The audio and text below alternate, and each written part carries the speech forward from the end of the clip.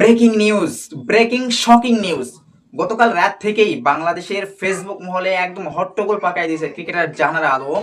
তার একটি কথা যে রিয়াসাত আজমের সঙ্গে যখন জাহানারা আলম মিট করছে সেই সময় সে একটা অভিযোগ তুলছে যে সে যখন ক্রিকেটে ছিল, এক কথায় 2021 সালে সে বিশ্বকাপ পর্যায়ে, তখন তার সঙ্গে যে ধরনের যৌন হয়রানির একটা অভিযোগ উঠছে, এই অভিযোগ নিয়ে ক্রিকেট পাড়া আজকে তুলপার হয়ে গেছে।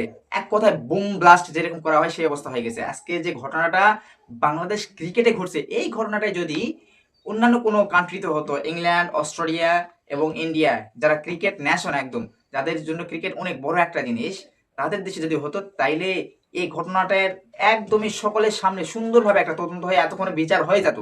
এমনকি 2021 সালে ঘটনা 21 সালে শেষ হয়ে যেত, কিন্তু বাংলাদেশ বলে আছে সম্ভব হয়েছে 21 সালে ঘটনা আজকে 25 সালের শেষের দিকে আসে, 25 সালের শেষ বলা যায়।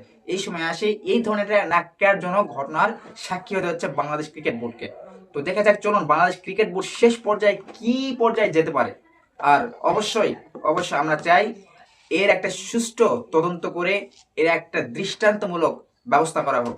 আর বাংলাদেশের প্রতিটা নারী ক্রিকেটার যেন একদম শান্তিতে, একদম মন খুলে, এক কথায় তাদের অন্তরে, তাদের মাথায় কোনো ধরনের কোনো বাহ্যিক চিন্তা ভাবনা না থাকে, সেই অবস্থায় যেন ক্রিকেট খেলতে পারে এবং বাংলাদেশকে তারা যেন গর্বিত করতে পারে। আমরা চাই বাংলাদেশ ক্রিকেট বোর্ড এগিয়ে যাক, বাংলাদেশ নারী ক্রিকেট এগিয়ে যাক। আর নারী ক্রিকেটে এগিয়ে যাওয়ার পথে যারা বাধা হবে তাদের প্রত্যেককে যেন একদম নিরাময় করে শেষ করে ফেলা হয়। তো দেখা যাক, চলুন বিসিবি কি করে শেষ পর্যন্ত।